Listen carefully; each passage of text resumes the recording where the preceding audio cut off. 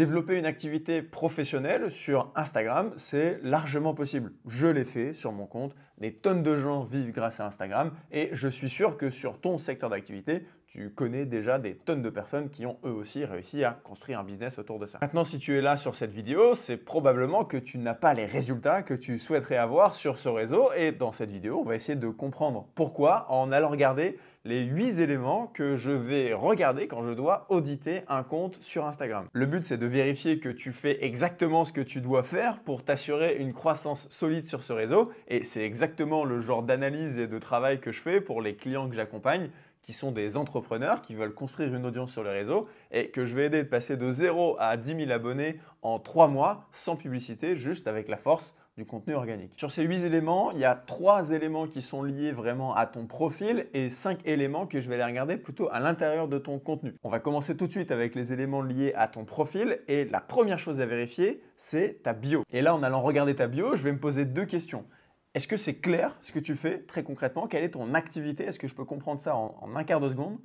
Et deuxièmement, pourquoi est-ce que moi je devrais te suivre? Qu'est-ce que tu vas m'apporter avec ce compte? L'être humain, il est très égoïste, on l'est tous. C'est avant de te donner un follow, entre guillemets, qu'est-ce que moi je vais récupérer en retour? Qu'est-ce que tu vas m'apporter dans ton contenu? Donc là, pour vous donner un exemple, avec mon compte que je vais m'auto-analyser à travers cette vidéo, ma bio, c'est j'aide les entrepreneurs à gagner 10 000 abonnés en 3 mois sans publicité. C'est clair et net que je cible les gens qui sont dans cette catégorie avec du contenu pour les aider à construire sur les réseaux. Là, pour le coup, en une phrase, j'ai réussi à simplifier les choses en disant qu'est-ce que moi je fais et pourquoi tu devrais t'abonner. Le deuxième élément que je vais regarder, c'est ta fréquence de publication. Donc si là, je vais voir sur mon propre compte, on voit publier il y a 17 heures, il y a un jour, il y a 2 jours, il y a 3 jours, il y a 4 jours, etc. Parce que moi, en réalité, je poste tous les jours sur Instagram, voire parfois plusieurs fois par jour. La fréquence de publication, idéalement, tu devrais poster également tous les jours si tu veux vraiment être dans une phase de grosse accélération sur ton compte Instagram et si tu veux bourriner et vraiment te rendre visible. La fréquence minimum de publication, je dirais que c'est 3 fois par semaine, grand minimum 2 fois par semaine. Mais en fait, la logique derrière ça, ce n'est pas une question de l'algo aime quand tu postes ou ce genre de choses. C'est juste que plus tu joues au jeu de la création de contenu, plus tu as de chances de gagner, plus tu as de chances de trouver les formats qui fonctionnent, plus tu vas comprendre ce qui marche et ce qui ne marche pas pour toi, ce que les gens aiment. Si tu postes une fois par semaine, tu vas tout simplement apprendre 7 fois moins vite que si tu postes une fois par jour. La troisième et dernière chose que je vais regarder sur ton compte au niveau de ton profil, c'est quel est l'appel à l'action. Où est-ce que tu veux emmener les gens? Qu'est-ce qu'on est censé faire si on a envie d'engager avec toi? Là, pour te montrer, dans mon cas particulier, il y a 2 appels à l'action. Un appel à l'action pour faire la promotion de mon guide du super créateur, qui est un ensemble de vidéos que tu peux recevoir gratuitement de formation sur le sujet des réseaux sociaux. Et également, il y a un appel à l'action pour travailler ensemble, pour les gens qui se sentent concernés et qui sont des entrepreneurs qui veulent travailler ensemble. Voilà, il y a un petit formulaire que les gens peuvent remplir. Donc ça, c'est l'appel à l'action. Qu'est-ce qu'on a in fine, le compte Instagram, le compte Instagram, ce n'est pas une finalité en soi. Où est-ce qu'on veut emmener les gens une fois qu'ils ont découvert, une fois qu'ils, admettons, ont envie de travailler avec nous? Là, sur mon compte, encore une fois, c'est clair comme de l'eau de roche ce que je veux que les gens fassent. Mais sur bien des comptes, et peut-être sur le vôtre, au final, on ne se rend pas bien compte qu'est-ce qui est attendu de notre part si on a envie d'aller plus loin avec vous. Donc, assurez-vous que ce soit très explicite et que vous communiquiez clairement ce que vous attendez des personnes qui veulent travailler avec vous. Et également là-dessus, je vous conseille de limiter le nombre de redirections que vous souhaitez mettre en avant. 1, 2, 3 grand maximum. Ça peut être une newsletter, ça peut être un formulaire pour travailler avec vous, ça peut être votre site web. Mais si vous avez tout ça en même temps, de dire allez regarder ma vidéo YouTube, envoyez-moi un DM, inscrivez-vous à ma newsletter, allez voir mon site, en fait les gens ont trop de choix et ils vont finir par ne rien faire. Ensuite, on passe au niveau du contenu et qu'est-ce qu'on va aller voir exactement dans ce que la personne publie. La première des choses que je regarde, c'est est-ce qu'elle publie du contenu qui est fait pour la croissance. Sur Instagram, on le sait aujourd'hui, en 2024, et ce sera encore le cas en 2025, le format clé pour la croissance, c'est les Reels, les vidéos courtes verticales. Pourquoi? Parce que c'est ce format qui, par essence, dans son fonctionnement, va être montré à des gens qui ne te connaissent pas déjà, qui ne sont pas déjà abonnés à ton compte. Donc, si tu veux gagner des abonnés, te faire connaître par de nouvelles personnes, tu dois absolument publier des Reels. Maintenant, là, on est en septembre 2024. Depuis 2-3 mois, le format qui est également en train de reprendre du poil de la bête, c'est le format carousel, qui également, vous voyez, moi d'ailleurs, je fais des tests ici à publier des carousels. qui de plus en plus va être montré à des gens qui ne sont pas abonnés à ton compte. Là où il y a 6 mois, je t'aurais dit, bah non, le carrousel, c'est un peu comme le format post classique, voire story, c'est montré uniquement à tes abonnés. Là, de plus en plus, les carousels sur Instagram se mettent dans la même veine que les Reels et vont être montrés à des nouvelles personnes, notamment parce que, peut-être que vous l'avez remarqué, sur le flux des Reels, parfois on va vous proposer des carousels auxquels ont été ajoutées des vidéos. Encore une fois, Instagram se prend inspiration de la part de TikTok où on peut faire ce genre de choses. Donc c'est une opportunité pour vous de travailler sur un nouveau type de format, un nouveau type de contenu. Et donc le sujet, c'est est-ce que vous partagez du contenu qui est fait pour la croissance en termes de format, donc Reels principalement, et également les carousels de plus en plus. Le 5e facteur de croissance sur un compte Instagram, et donc le 2e qui est vraiment lié au contenu, c'est la variété du contenu. Est-ce que vous allez poster des choses qui sont variées et qui vont un petit peu changer d'un contenu à l'autre?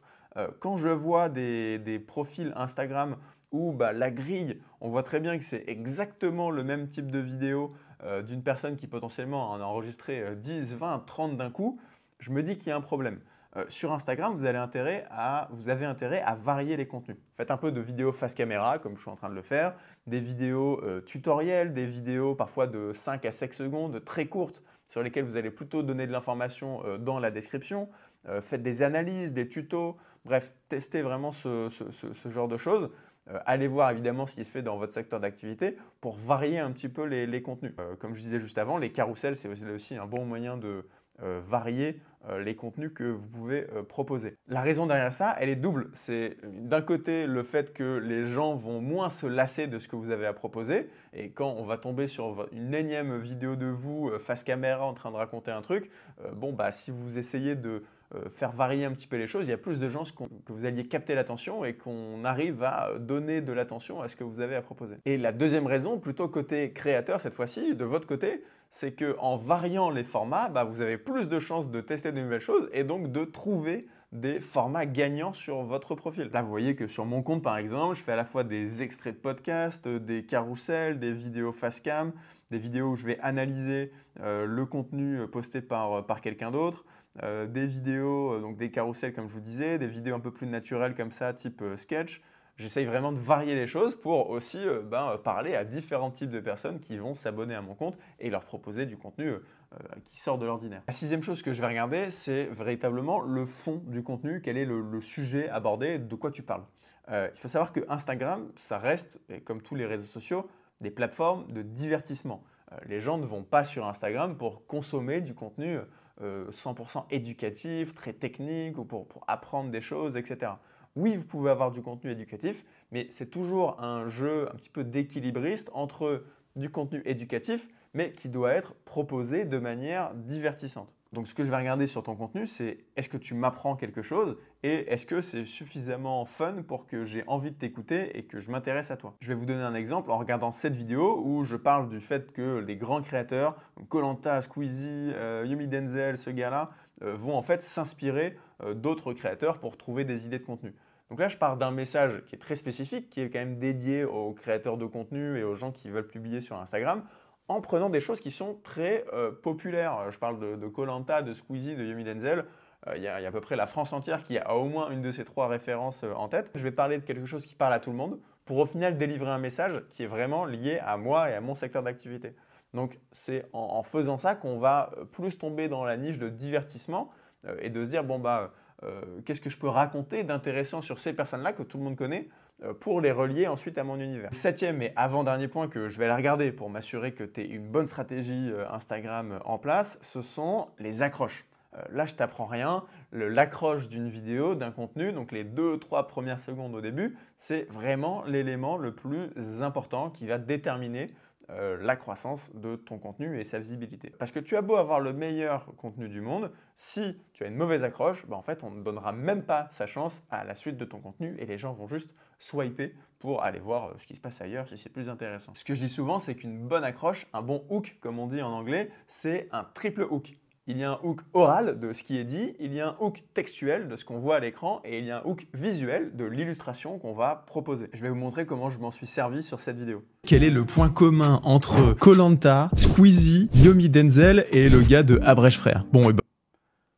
Donc Donc là, il y a le hook oral qui est la question. Quel est le point commun entre Squeezie, koh Yomi Denzel, etc. Tu as le hook textuel ici qui est si tu veux percer, copie les autres, qui est volontairement quelque chose de controversé pour t'intriguer et te donner envie de t'intéresser à ce que j'ai à dire derrière ça. Commun enfin, il y a entre le hook koh visuel, puisque tu vois que je fais défiler des images de koh Squeezie, Yomi Denzel dès les 2-3 premières secondes pour te dire, bah tiens, si tu connais ces éléments-là, potentiellement, tu as envie de savoir ce qui est raconté sur ce sujet. Et enfin, le tout dernier point que je vais regarder pour toi optimiser ton contenu, c'est l'appel à l'action. Cette fois-ci, non pas à échelle de ton profil, mais bien à échelle d'un seul contenu. Parce que tu dois te dire que le but de chacun de tes posts, en réalité, c'est d'initier un début de conversation avec les gens qui auraient potentiellement envie de faire appel à tes services ou de suivre ce que tu fais. Sur Instagram, ce qui cartonne en ce moment, ce sont les automatisations de type commente X pour recevoir Y ou pour qu'on en parle ensemble en DM ou ce genre de choses. C'est un double avantage, c'est que en fait, ça va générer des commentaires sur ton contenu, donc ce qui est un bon signal pour l'algorithme, et donc tu vas encore plus être recommandé. Et en plus de ça, avec un simple petit commentaire d'un mot, les gens peuvent initier une conversation avec toi en DM et potentiellement, tu peux derrière aller proposer tes services et voir comment tu peux collaborer avec cette personne. Et donc ici, ce que tu dois vérifier, c'est que chacun de tes contenus est en fait un appel à l'action à converser avec toi. Le but du jeu, c'est de soit déclencher des commentaires, comme je le fais ici, soit de demander un commentaire pour que je lui envoie le podcast, soit de dire commente 90 et on en parle en DM de ce qu'on peut faire ensemble. Voilà, chaque contenu doit être un appel à l'action aux gens qui le regardent, de commenter, de liker, de s'abonner, de ce genre de choses. Si tu ne fais pas d'appel à l'action, en fait, tu as tout simplement beaucoup moins de chances que les gens passent à l'action. Et d'ailleurs, c'est le moment de faire mon propre appel à l'action, puisque si tu es là encore en train de regarder cette vidéo, c'est probablement que tu veux faire grossir ton compte sur Instagram. Tu es un entrepreneur et que tu as un business à proposer via cette activité sur les réseaux, ça tombe bien puisque tu es exactement le genre de profil et le genre de personne avec qui je travaille. Donc si tu veux qu'on échange ensemble et qu'on voit ce qu'on peut faire, viens m'envoyer un DM sur Instagram ou tu as également le lien pour candidater à travailler ensemble directement dans ma bio et on parle de tout ça avec grand plaisir.